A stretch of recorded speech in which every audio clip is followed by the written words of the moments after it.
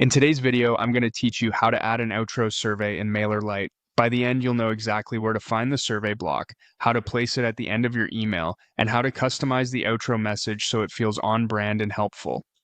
Start by signing into your Mailerlite account and heading to the dashboard. From there, open the campaign section. We'll create a fresh email so you can see the full flow.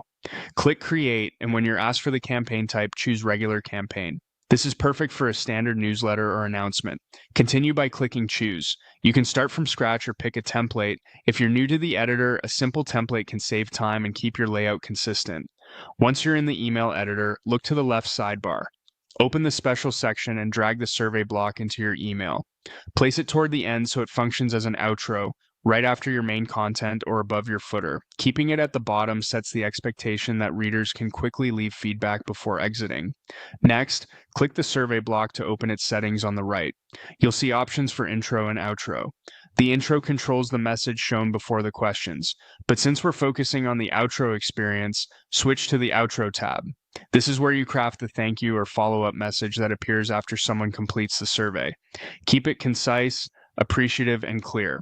For example, thank your readers for their time and briefly explain how you'll use their input. A friendly note here often improves completion rates and makes the interaction feel thoughtful. Now, add your question content. Choose Add a Question template to speed things up.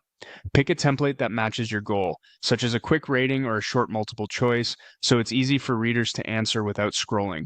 A shorter survey at the end of an email typically performs best, so 1 or 2 focused questions is usually enough.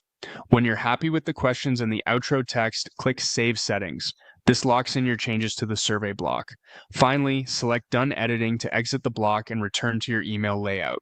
You've placed the survey in the right spot, added ready-made questions, and written a clear outro message that closes the loop with your audience.